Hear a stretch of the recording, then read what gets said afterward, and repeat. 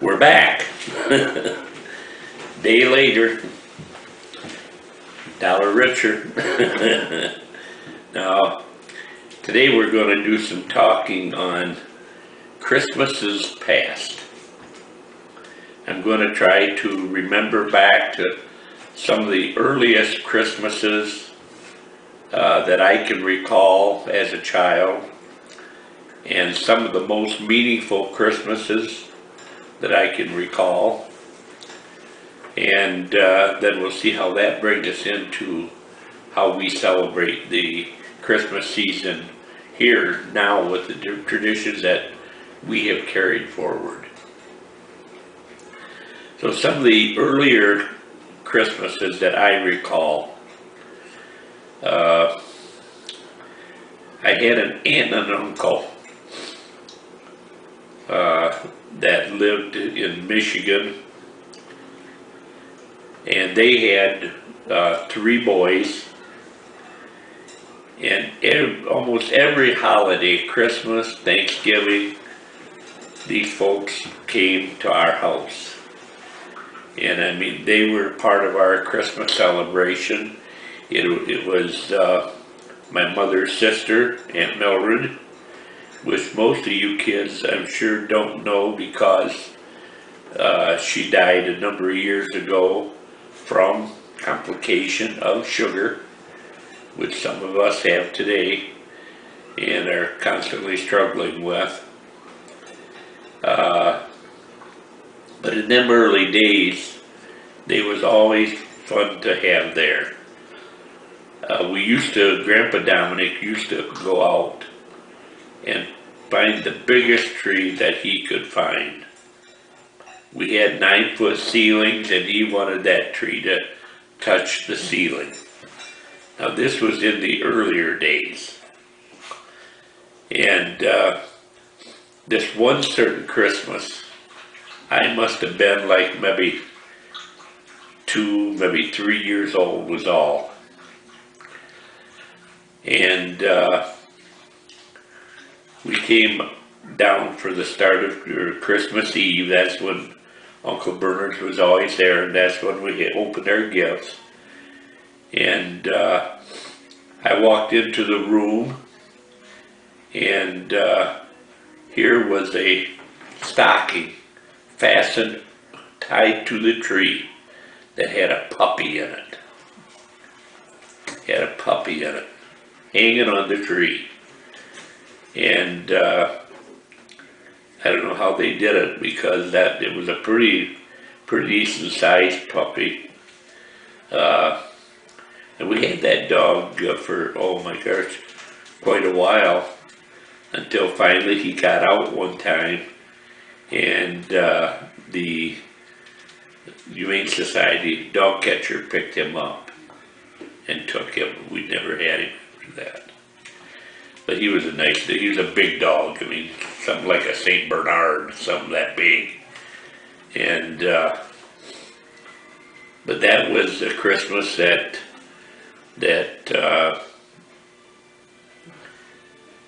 Uncle Bernard's were there, which, like I say, about every Christmas they were. We always thought that maybe they done that for a free holiday or something, you know, free meals or whatever, but it worked. It was neat, I mean, having them there. The Christmas scene is very, very similar to what you kids all grew up with. I mean, we had presents galore, and they did the same way we do now. The presents all come around, all the way around, and stacked up, just present after present. And I do remember one thing, that every year Grandpa Dominic took it upon himself to buy for the grandkids. He did this every year. And normally what this consisted of was him going in a 5 and 10 store and buying a pair of anklets for every one of the kids. to fit them. I mean, that he did it so they fit him. And then he would get a silver dollar and put a silver dollar in the toe of every pair of socks. And that was the grandkids' Christmas presents. And I doubt if any of you kids have any of them left anymore. At one time, you all had them. It was neat. I mean, you know, possibly today, a lot of them would have been worth pretty decent money if it would have been saved, you know. So that was my dad's, and of course, Grandpa Dominic, you know, her cooking and her baking was always, most of the kids and grandkids all loved her molasses cookies. I mean, you talk molasses cookies and they think of Grandma Dominic. For me, you talk of filled cookies, date-filled cookies, and that was Grandma Dominic, because she made the best date-filled cookies. She made the best oatmeal cookies. And my God, if you ever ate her midnight cookies, I mean, they were just, all of her baking was just phenomenal, really, really good. And that's what our Christmas is kind of geared around. Grandpa Dominic would go up to King's Market prior to Christmas, and he would get one of them 25-pound bags, about this tall, that square, of peanuts. The jumbo, what they call jumbo peanuts. So when you had one of them, you wasn't opening just a little shell. You was opening a big peanut. A lot of them had 3 peanuts in it, and really fresh. It was really good. And then their Kings would every year, they would take one of their windows, so their 2 front windows, they'd take one side and they'd dump all these peanuts, and that had this window just full of peanuts. That's where you bought your peanuts from. And also back at that time, we had Weber's Bakery uptown, and of course you got your golden crust. That was the name of their bread, golden crust. And you could get it sliced or unsliced. And every week throughout the year, Dad would have like 3 sliced and two whole loaves put back every Saturday. So that when he went in Saturday evening, he could pick them up. And that was basically our bread for the week, and unless we run out, then I had to go to the store and get more. But that was always the homemade bread, and boy, that stuff was good. Christmas was a very religious time for us. We always went to midnight mass, and after mass, there would always be cookies and ham sandwiches and you name it, all kinds of food, basically like we do now here. That's just one of the traditions that we wanted to carry on. And of course, other than getting it ready, Mama hasn't been a very good, what do you call it, participant in this. She likes to go to bed too easy. But all the rest of us, we go to the midnight mass, so we're just getting our second wind at that time. And it's really nice to have all the kids come in, and like I say, that is really a tradition of the past, because I can remember back when everybody would come home like that after midnight mass, and it'd be like Bud and Fern, Dick and Marie, Glenn and Margaret, Margie and Ted, you know, Bert and Neil, all the kids. And very seldom was there a time that they all did come. It was just like our Christmas together. And that's kind of what we try to do here. And we do pretty good. We get a lot of the kids here. We get a lot of the grandkids that come over for it, and that is what is really neat. That's one of the things that I love about Christmas. And then in Christmases past, basically, we've carried that tradition to the point of where it was almost the same, just a different set of parents. But I can remember how sometimes it was so tough to financially make the ends meet. But when you have good friends, it's worth a lot to you. So, hey, cut it. So don't disregard your friends, because I can remember when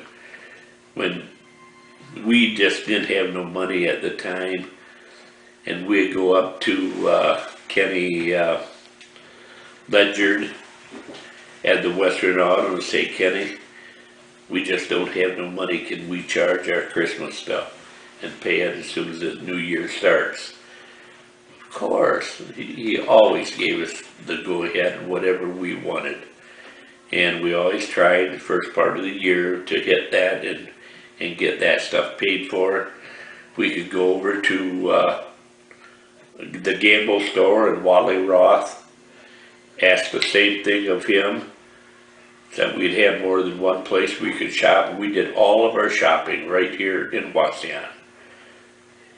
And we charged every bit of it and paid it right after the first of the year as we'd start working. We'd give it so much went to our past Christmas. And that's how our Christmas is really, I was able to continue what Grandma and Grandpa were doing as far as the kind of presents that they gave. I mean, we had some wonderful stuff. I mean, the Tinker Toys were always a great gift. Wagons, tricycles. I mean, all of these things we found under our tree. And I couldn't ask for a better mom and dad when it came to giving us Christmases especially. I mean, they were just fantastic. And that's what we always tried to do with you kids then, is to have that type of a Christmas. And